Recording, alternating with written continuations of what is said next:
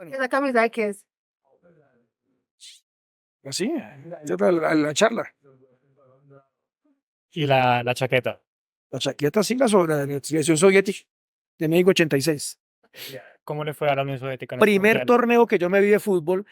Estaba el grupo D, si no estoy mal, compuesto por Francia, la Francia de Platini, la Unión Soviética, donde estaba, bueno, la base era el Dinamo de Kiev, estuvo Canadá y estuvo Hungría en ese grupo. La Unión Soviética le metió 6 a Hungría, le metió 3 a Canadá y empató 1-1 con Francia. Y pasó a segunda vuelta, que es el famoso incidente de Sagasti, ¿sí? Donde es un partido Bélgica contra la Unión Soviética.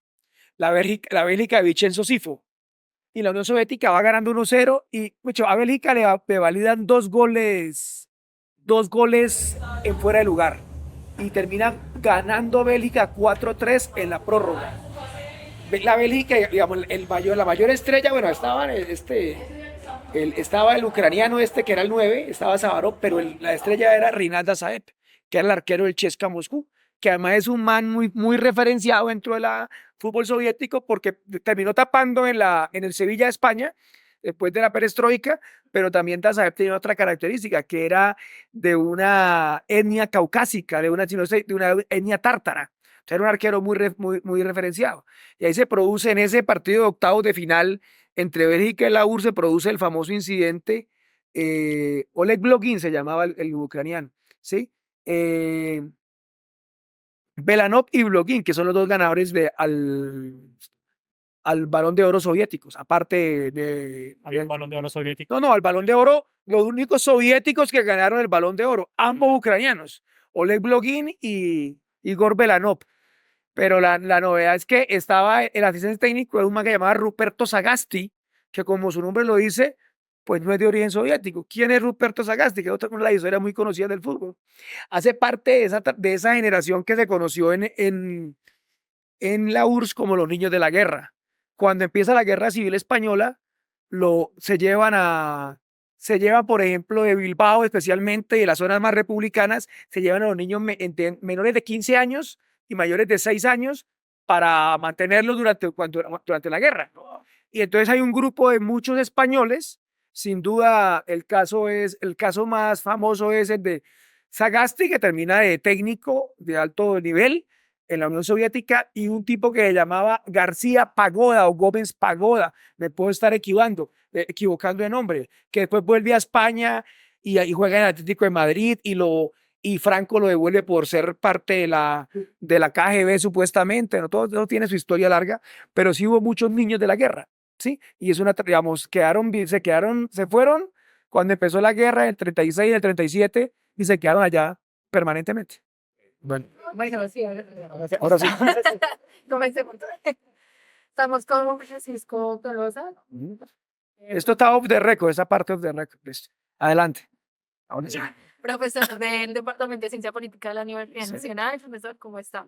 Bien, muchas gracias al búho por la invitación. Pero en una escala de siendo, o sea, entre bien y mal, siendo bien, mal, a la mitad, más bien. Depende de en qué área, compañero.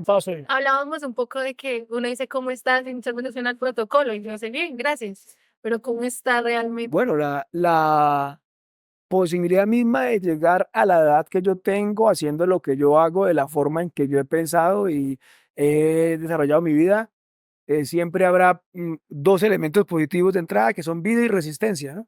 Ya obviamente pues hay otros aspectos que como todos seres humanos hubiéramos querido otros desarrollos, ¿no? Históricos, políticos, personales, laborales, lo que tú quieras, pero lo importante es que por lo menos ahora hemos burlado la muerte, hemos burlado otras cosas y hemos mantenido una posición, llamémoslo así, coherente con lo que uno ha pensado, ¿sí? Ha logrado ser coherente en este sistema capitalista. A mi modo de ser, sí, obviamente somos hijos e hijas de nuestro tiempo y siempre estaremos atravesados por ello, ¿no? Por una serie de contradicciones, pero en general yo me siento coherente, ¿no? O sea, yo me siento como en la canción de Silvio Rodríguez del Necio, no solamente diciendo yo me muero como viví, sino me vienen a convidar a arrepentirme, pues no, ¿listo? Ese es el punto, Primo de Santander, ¿no? sí, de ¿De qué Cúcuta. de Cúcuta, de la frontera, del barrio Loma de Bolívar. Ok, ¿y cuál fue su vínculo con el fútbol en esa época? Es decir, Ah, verdaderamente, ¿por qué el profesor es de la América y no ya del no fútbol? salió. No, son dos motivaciones. A ver, lo primero es, O sea, ¿sí paro? No, no, no. vale. Fabián, Ah, profe, Bueno, eso lo voy a intentar responder en parte en la intervención de hoy, pero lo primero es un tema de clase, ¿no? Yo creo que el fútbol siempre fue un deporte popular en la clase popular, ¿sí? Yo soy de un barrio, no puedo decir obrero, porque pues la clase obrera en Colombia ha sido bastante precaria, pero un barrio popular en Cúcuta. ¿Cómo se llamaban? Los motilones. Oh, el barrio mío, el barrio Loma de Bolívar, ¿sí? Y obviamente uno veía, digamos, los niños jugaban, los muchachos jugábamos. Segundo, la tradición del fútbol pues llegó a Colombia. Mi papá practicó fútbol amateur, mis tíos también, ¿sí? Eran muy aficionados al fútbol. Ellos jugaron juegos nacionales incluso. Eh, entonces, obviamente, mi papá también era aficionado. Creo que fue de las cosas de la herencia oral. Mi papá jugaba en los equipos de la Caja Agraria, en el equipo de los bancarios, ¿sí? De hecho, consiguió varios trabajos. Justamente le metían a veces a las empresas porque jugaba de marcador derecho, aunque yo jugara era más micro que fútbol, pero él, digamos, para la lógica era muy similar. Recuerdo que instalaron una cancha, la acción comunal logró una canchita ahí en el canal, que fue muy polémica, pues, porque era una zona peligrosa, pero se ganó que se instalara una cancha de microfútbol para estar allí. Y obviamente hay dos hechos históricos, como corresponde en toda la vida, ¿no? Que se terminan sintetizando. Cuando yo daba historia, yo le decía a los estudiantes, fueran trabajadores o fueran en la Escuela Nacional, cuál es el hecho histórico que más los impactó. Entonces la gente siempre buscaba como un hecho muy lejano. Y resulta pues que hay unos hechos que son muy cercanos, ¿sí? No es un hecho que usted vio por televisión. En este caso sí son dos hechos que vi por televisión. Yo tenía 7 años y después de la visita del Papa a Colombia, ¿sí? A mí me cuidaba mi nona porque mi mamá también trabajaba, mi mamá y mi papá ambos trabajaban, o sea, mi abuela me cuidaba. Vino el Mundial de México 86, que me lo vi además transmitido por Radio Caracas Televisión, que ¿cuántos años tenía? 7 años. Sí, en México 86. Entonces yo todavía puedo recordar.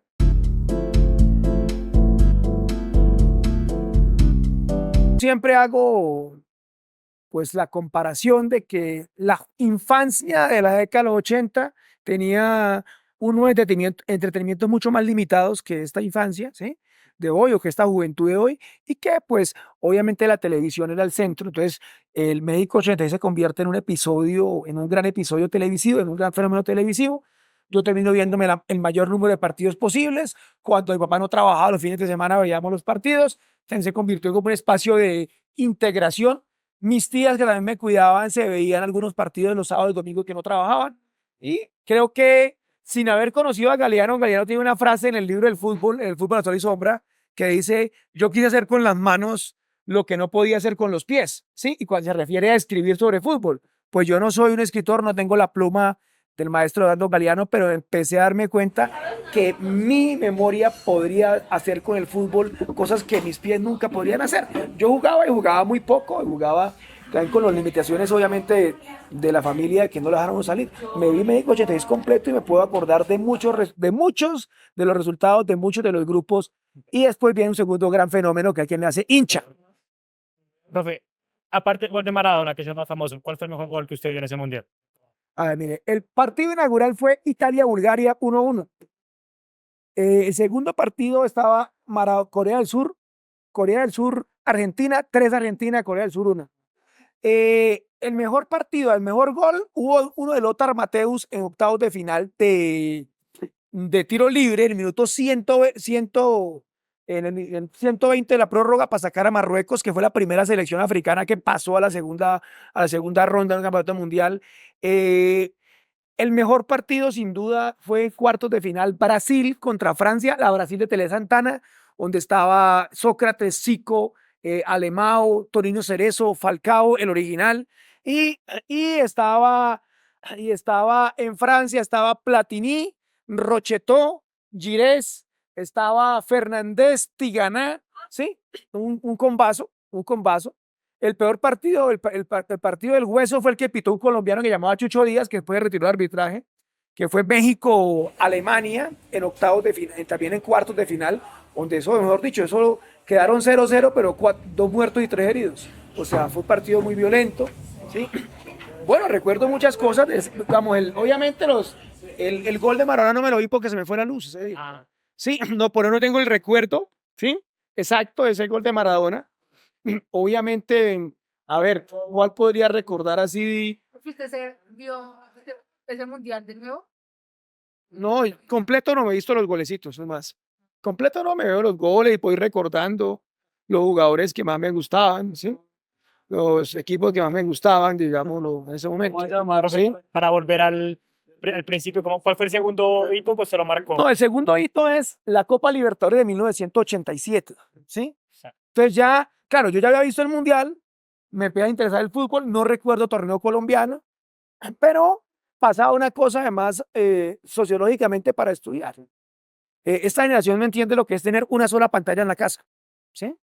O sea, es un solo televisor en la casa. Entonces, básicamente a las 7 de la noche el barrio se dividía en dos, con además una división sexista, ¿sí? Porque a la hora de la novela de Venevisión y RCTV, porque nosotros entraba a televisión venezolana, era la hora de los partidos de fútbol. Entonces, yo me acuerdo que mi papá negociaba poner el partido en el televisor de nosotros y llegaban muchos hombres del barrio, ¿sí? Muchos en mi barrio, que todo eran muchos zapateros, llegaba mucha gente a ver ahí, nosotros veíamos los partidos ahí o en la casa de mi tío, y mi mamá subía donde mi abuela a ver las novelas y mucha gente se veía. Entonces, digamos, nos negociábamos los televisores porque solamente era una pantalla. Y ahí era cuando nosotros decíamos, vemos Colombia, ¿sí? Entonces, ahí empecé a ver la Copa Libertadores. Obviamente, la idea era América es Colombia, la Copa Libertadores. De ahí me vuelvo hincha de la América. Recuerdo todavía su alineación y tengo un trauma con el 31 de octubre. Falcioni, Julio Falcioni del arco. El alemán Porras, lateral izquierdo. El Pitillo Valencia, lateral derecho. El Kaiser Espinosa y Tortica Aponte, Álvaro Aponte eran los dos marcadores centrales. Víctor Luna de enganche, Víctor Luna de 5, de volante de marca. El Bocha Santín de volante de enganche, Roberto Cabañas de 10, que era lo máximo que podía haber. De 11 Willington, de 7 Bataglia, Juan Manuel, y de 9 el Tigre Gareca. Y tú tenías en la banca una banca infinita con Alex Escobar, el Pitufo no entraba porque lo han prestado en ese momento, tenía realmente un Hernán Darío Herrera lo tenías en la banca, Pedro Sarmiento en la banca, o sea, tenía un equipo de lujo para competir la Libertadores. Y esa Libertadores la pierde la América porque no aplican el gol de visitante, ni el gol diferencia. Pero creo que tiene un trauma por el 31 de octubre. ¿Cómo fue ese día? 31, porque entonces es que ese es el entorno. América va a perder la final del 85 a penales con el Argentino Juniors del Piojo Judica, el último penal que se come el Pitufo. ¿Cuándo? Contra Argentinos Juniors, el de los bichos colorados, el de Maradona, o sea, el del Piojo Judica, jugaba el Checho Batista, jugaba el Panza Videla, que después lo traen para acá para Millonarios. En el 86 sí no había nada que hacer, o sea, River gana en Cali, gana en Buenos Aires, pero en el 87 ganamos 2-0 en Cali, ¿sí? Un gol de Cabaña, un gol de Bataglia, y ganamos el primer tiempo en Montevideo 1-0 con gol de Cabañas. En el minuto 80 hacen un gol y empatan, y en el minuto 97, 95 hacen el segundo gol y quedan 2-1. ¿Pero contra quién estaban jugando? Contra Peñarol en el 87, Peñarol, los Carboneros. Entonces, que es la última Copa Libertadores que gana Uruguay, ¿sí? Perdón, el 88 gana Nacional, 87-88. Entonces, Peñarol gana 2-1, y uno diría, por diferencia de gol campeón de América, pero en ese momento no se valía la diferencia de gol. Entonces se convoca, que es fue una reglamentación kafkiana, hoy uno la analiza, se convoca un tercer partido en cancha neutral, no había penales, no había prórroga, y en el partido en cancha neutral, tú hacías, si el América empataba, en los 120 minutos era campeón, no habían penal, okay. ¿Listo? Porque ahí sí, o sea, el gol diferencia solo aplicaba en el tercer partido en cancha neutral. Ya. ¿Cuándo se acabó esa regla? El año siguiente, cuando el América no va a las finales, ya. Entonces, una cosa kafkiana realmente. Entonces, en el minuto 120 está la imagen del gol de Aguirre, ¿sí? Entonces, yo recuerdo que era 31 de octubre, era un sábado, y ya estaba, era el día de las brujitas, el día de... ¿Disfrazado? No, yo no me iba a disfrazar, yo tenía 8 años, no me iba a disfrazar. Mi hermanito estaba disfrazado y mamá peleando conmigo porque fuéramos a pedir dulce. A mí no me gusta el dulce, tengo problemas con las grandes aglomeraciones y yo me quería ver el partido. Ahora yo me vi los 90 minutos. Entonces yo dije, ¿qué malo puede pasar? Ya quedan 30, y lo demás es O trámite. sea, en los 90, 0-0. Claro, 90-0-0. Y en los 15, 0-0. Y yo me monto en el bus. Y ya minuto 120, y ya sonaba la música y todo, en las emisoras colombianas, me monto en un bus de esos grandes que eran con subsidio. Y recuerdo como si fuera hoy, el gol, dicen gol, y yo empiezo claro, usted está escuchando por radio, escucho al narrador gritando gol, gol, gol, creo que era el Pachá Andrade, y yo digo, ¿gol de quién? ¿Sí? Digo, es de Peñarol, y pues claro, eso, y queda después un trauma sistemático. Por eso siempre digo, yo soy hincha del América del año 87, o sea que en el último momento todo puede cambiar, ¿sí?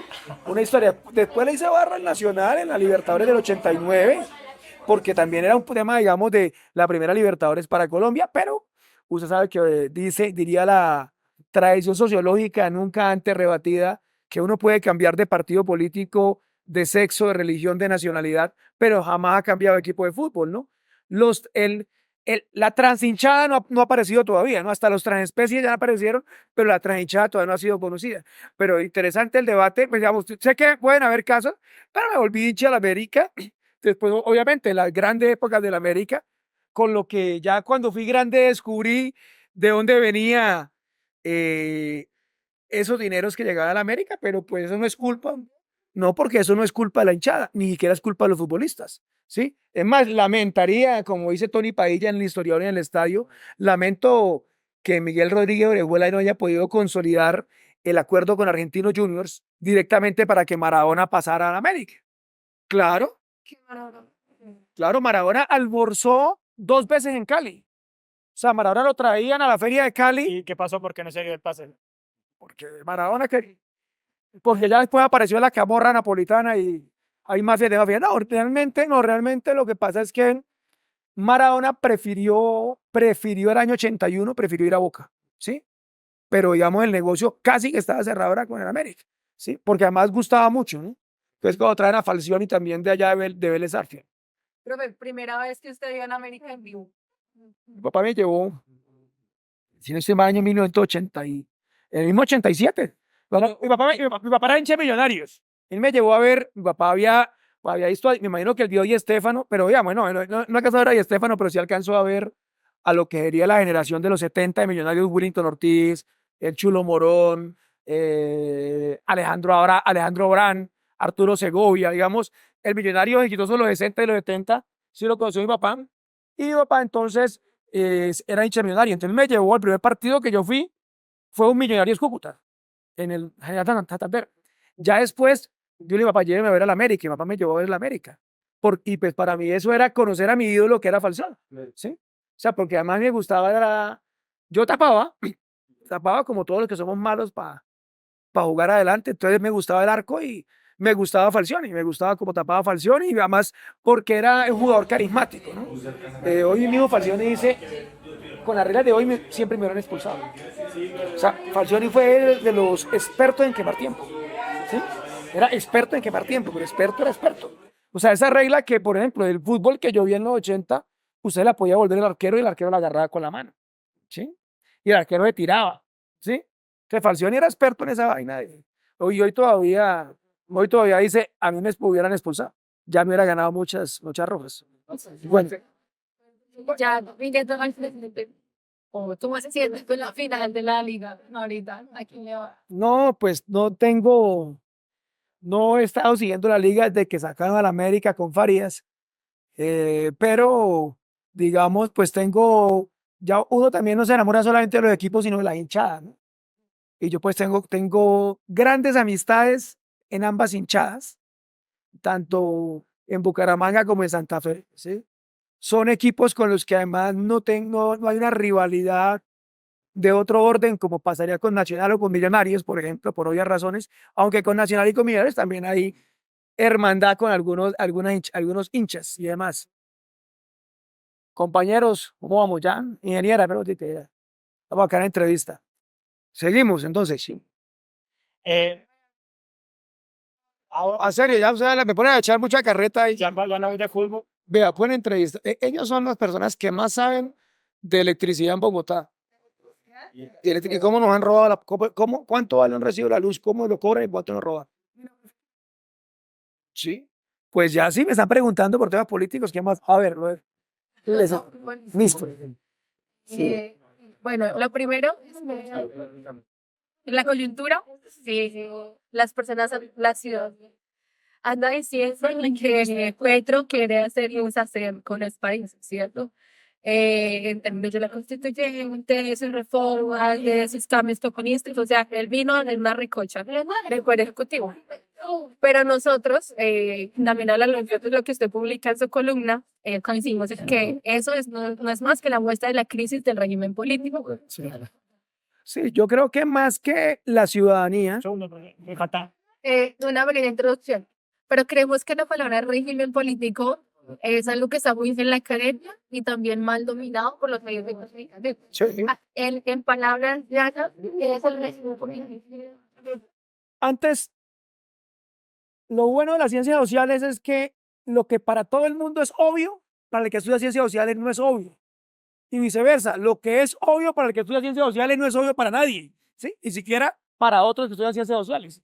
Porque tú dices ciudadanía, hay 1000 acepciones de ciudadanía. Y yo te diría, ¿cuál ciudadanía? ¿Sí? Yo te diría que en mi encuesta de a pie, la gran mayoría de la ciudadanía, lamentablemente en Colombia no le interesa la política y no tiene una opinión formada. La matriz de opinión de opinadores y de estructuras de opinión efectivamente plantea lo que tú estás diciendo. ¿Sí? Segundo, por esa misma vía, ¿qué es el régimen político? Los medios, yo siempre hago la misma anécdota, ¿no? Los medios han sido muy insinuosos, muy maniqueos en usar la palabra régimen cuando no les gustan los gobiernos y usar la palabra gobierno cuando les gusta, cuando son proclives a esas orientaciones. O sea, tú nunca vas a escuchar hablar del régimen de Zelensky, que es un régimen. El señor no va a elecciones hace cuánto porque está en guerra, dijo él. ¿Sí? O sea, tú nunca vas a escuchar del régimen de Estados Unidos. Así en ciencias sociales hablen del deep state, del estado profundo, que no va a cambiar y que es lo que explica cómo Biden, que no se acuerda quién es, gobierna ese país. No sé si lo vieron que días con Meloni, o sea, perdido, yo no sé si iba a caer. Mi preocupación con Biden es que un día de estos, por llamar a celular, va a apretar el botón nuclear y se acabó esta vaina. Pero bueno, no hay responsabilidad, hermano, de verdad. Pero volviendo a la cuestión, ellos hablan del régimen de Maduro, del régimen de Siria, porque no pueden pronunciar Bashar al-Assad, del régimen, sí, del régimen cubano. Nunca te van a decir a ti el régimen colombiano. ¿Qué es el régimen? El régimen es una estructura política de dominación, ¿sí? Que es la cara visible y palpable y fáctica del Estado y que va mucho más allá del gobierno y que en algunas teorías de la ciencia política, como la que me incluyo, va más allá de las estructuras formales jurídicas, ¿sí? Por ejemplo, el clientelismo no aparece en la Constitución, como no aparece el complejo militar industrial en la Constitución norteamericana, pero ambos son factores relevantes y determinantes del régimen político en Estados Unidos o en Colombia. O sea, el régimen político es eso, la estructura de poder, y en este caso incluiría nada más y nada menos que la matriz mediática imperante. Entonces, ese es el régimen. Lo que Petro ha dicho, yo estoy en el gobierno, no estoy en el poder, ¿sí? Yo pongo un ejemplo muy sencillo en clase que es el gobernante o la gobernante son el conductor, el régimen es el tipo de vehículo, ¿sí? Entonces tú puedes tener mucha pericia manejando, pero si el régimen es un carro de balineras, no va a poder competir en la Fórmula 1. ¿Sí? O sea, tú pones a Barrichello, ¿cómo se llama ahora este muchacho? El novio de Shakira, Armstrong, Lewis Armstrong, sí. Hamilton. Tú lo pones a manejar un carro de balineras que se tira por Chipre allá en la cresta de Manizales, pues va a correr distinto. O sea, no es un tema. Ahora, lo que sí tiene que hacer el gobernante, el conductor, la conductora, es decir, a mí este carro no me sirve. Yo necesito un avión o necesito un Transmilenio. O sea, necesito otro régimen. Y ahí es donde se quiebra, llamémoslo así, hay unas transformaciones. Creo que acá el problema en Colombia no es simplemente de gobierno, es también de régimen.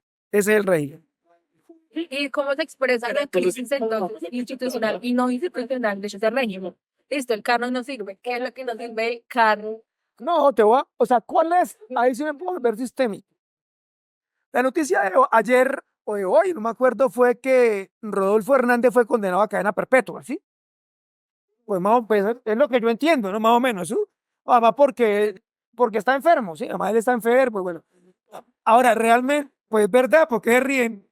Sí, claro que yo creo, bueno, todo es posible, ¿no? Pero Rodolfo Hernández, o sea, a ver, cuando este régimen casi elige a Rodolfo Hernández, cuando la segunda vuelta de 4 años fue entre Rodolfo y Petro, era que ninguno representaba una alternativa del riñón del régimen. ¿Qué es la crisis del régimen? El régimen tiene una función: regir, gobernar, dominar. Cuando se pone en entredicho ese dominio, como pasó con el estallido social, como pasó con la victoria electoral de Petro, como pasó con la crisis al interior del régimen en la época de Uribe y de Santos, el régimen ha entrado en crisis. Ahora, ¿qué tan profunda es? ¿Sí? Yo soy de los que considero que ya es una crisis con gran profundidad. Voy a poner un ejemplo. No hemos logrado resolver el problema de la abstención. Y si llamásemos a los grandes cientistas políticos cómo resolvemos la abstención, seguramente no llegaríamos a un acuerdo. ¿Por qué? Porque hay un problema de legitimidad, hay un problema de asentimiento de esa dominación, ¿sí? Hay un problema de fallas, el régimen no funciona bien ya ni para Uribe, ni siquiera para los del régimen. El régimen empieza en una decadencia. A ver, yo voy a plantearlo así. El régimen hizo catarsis la crisis del régimen a finales de los 80 y su salida que remoza el régimen, su salvavidas, ¿cuál es? La Constitución del 91. ¿Sí? Y se crea el mito del 91. Ahora, cuando tú vas a ver el 91, te mejora ciertos síntomas del anacronismo del régimen, pero no te resuelve los problemas del régimen. ¿Sí? Y te pongo varios ejemplos. No resuelve la guerra. ¿Sí? No resuelve el autoritarismo. No resuelve el problema social. Por el contrario, lo profundiza. Sigo agrandando el tema. No resuelve la legitimidad de los partidos políticos. Entonces acá nos vendieron, se acabó el bipartidismo, vamos al multipartidismo. Hoy hay 36 personalidades jurídicas, pero ningún partido, por ejemplo. Entonces todo eso empieza a deteriorar el régimen. En el 2002 hay una primera salida bonapartista en Colombia, pero un bonapartismo más organizado, que es el unimiento de Uribe. O sea, la típica salida fascistoide o autoritaria, que yo lo explico muy coloquialmente como los dueños de la finca se reúnen y le dan las llaves al capataz y dice: usted administra, nosotros no pudimos.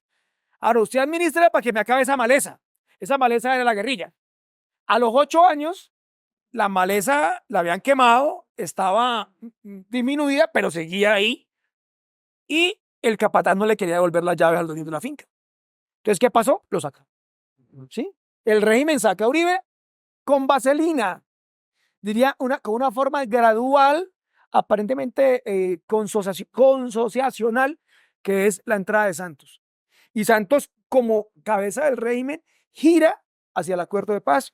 Ustedes, vamos ahí, Santos es también como la representación del bonapartismo o es el régimen. No, es el régimen puro. El régimen puro es la salida, el regreso del poder a la élite. ¿Dónde empieza digámoslo así, donde se abalanza el vacío? Cuando tú, después de Santos, Santos había ungido a de la Calle, ¿no? Había ungido a Germán Vargas Lleras, que en cualquier elección colombiana de antes de los 90 serían presidentes. Y aparece un muchacho que comía papas fritas ahí con Uribe en la comisión tercera, ¿sí? Y tomaba gaseosa y es presidente. Pero, o sea, yo digo, acá una categoría frente nacionalista, se denominó la fila india, ¿Qué era la fila india? Que todos tú sabías quién iba a ser el presidente que seguía, ¿sí? La famosa frase de López, si no es, pero presidente López, Barco está Serín, si no es Barco, ¿quién? Hay una fila india de quién seguía de presidente. Duque, no solamente, yo digo, de la fila india, el efecto Duque. Después de que Duque fue presidente, todo el mundo cree que puede ser presidente, ¿sí? Y ahora, otra cosa es que vaya a gobernar. Entonces se queda esa fractura que profundiza y hace catálisis de la crisis del régimen. Esa es mi posición. O sea, Duque profundiza la crisis del régimen, sumada, hay otros componentes, digamos, que tienen que ver con geopolíticos, económicos, transnacionales, etc. Y ahí aparece ahora la figura de Petro, que yo lo digo un poco enredado en la revista izquierda. Petro es una alternativa a la crisis del régimen dentro del régimen y de alguna manera para el régimen. Pero el problema es que cualquier reforma que hace Petro, que no quiere tumbar el régimen, tumba el régimen. ¿Sí? O sea, si el régimen, el rasgo de este régimen es una mesa de 4 patas y yo le quito una pata, pues se cayó el régimen. ¿Sí? Ese es parte del problema hoy. Entonces, si Petro barniza el tema reforma laboral, si tú haces reforma laboral, reacomodas el campo de lucha de clases. Y al reacomodar el campo de lucha de clases, reacomodas la corredor de fuerzas políticas. Si tú haces reforma agraria, le quitas el poder al latifundio. Si tú le quitas el poder al latifundio, acabas con el Partido Conservador, acabas con el uribismo. ¿Sí? O sea, entonces aquí por eso no se admite nada. Algo tan, digámoslo así, pongámonos europeos, algo tan chichipato como la financiación pública de campañas. O sea, es un bochorno que tú tengas grandes capitales, grandes bancos, grandes empresas energéticas financiando campañas privadamente. ¿Sí? O sea, sin reglar lobby, nada de eso. O sea, con que tú quites la financiación privada de las campañas, equiparas a los partidos. Pero tú no puedes pretender que un partido antiminero, ¿sí? Digámoslo así, anti-fracking, haga campaña en iguales condiciones cuando hay un partido pro-fracking al cual están pagando las petroleras. O que un partido de transición energética haga campaña cuando en él o cuando las grandes electrificadoras están pagando al otro partido. Y lo mismo con el banco, lo mismo con todo. Esa es parte del problema. Tú sacas una piecita y puedes desarmar esta vaina. La crisis implica sí o sí reacomodamiento de las relaciones de fuerza, de las relaciones de fuerza. ¿Cómo cree que se soluciona esa crisis? Porque algo tiene que pasar. Pongámonos. La frase leninista clásica que define qué es una crisis, cuando los de arriba no pueden seguir gobernando como hasta ahora han gobernado. Muchachos, ustedes no han nacido. El Partido Liberal no hizo elegir a Virgilio Barco, que Biden estaba más joven y más lúcido que él. ¿Sí? La anécdota es que cuando Virgilio Barco, hay un libro que llama, un artículo por ahí, el presidente de los talones morados, porque hay un asesor que su tarea era pegarle aquí para que el man volviera en sí, que el man se iba. La famosa frase de estoy buscando como loco ese video, pero esos videos que después borran, cuando eso se usaba el papel carbón, algo que ustedes tampoco conocieron. Entonces tocaba digitar en máquina y se quedaba con copia del discurso. Usted le ponía papel carbón y salían dos copias de una vez.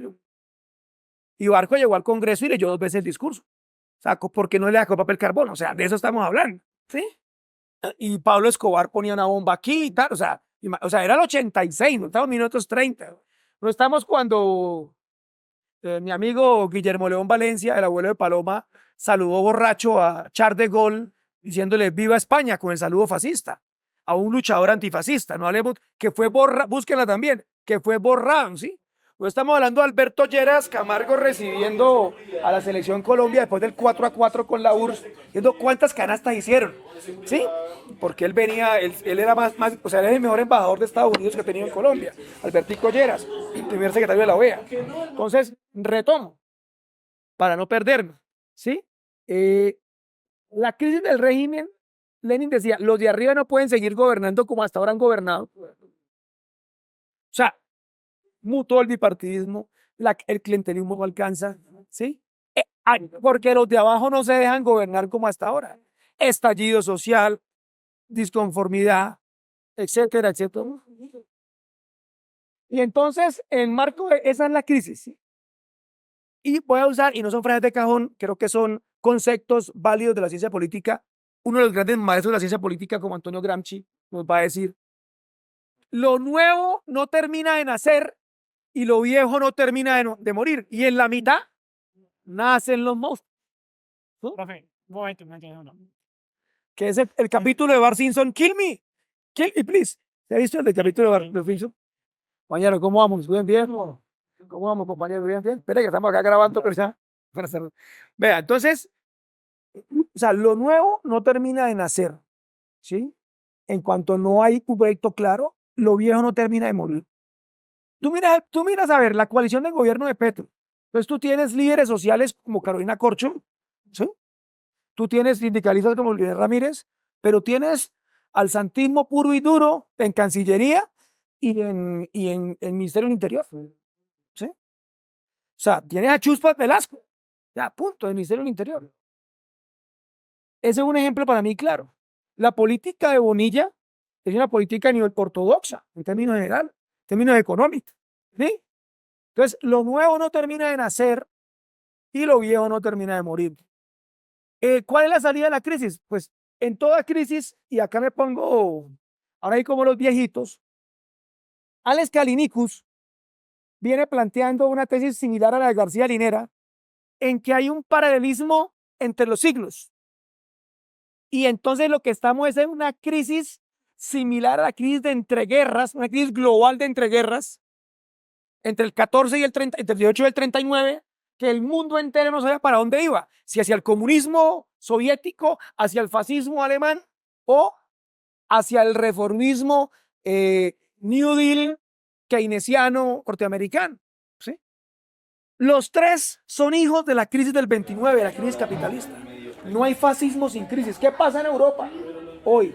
El ascenso de los dos partidos de la ultraderecha, o sea, de Meloni y Le Pen peleando quién es más facho, o sea, Italia y Francia, o sea, con mayoría de ultraderecha, ¿sí? No significan otra cosa distinta a que el capitalismo no ha superado la crisis de 2008.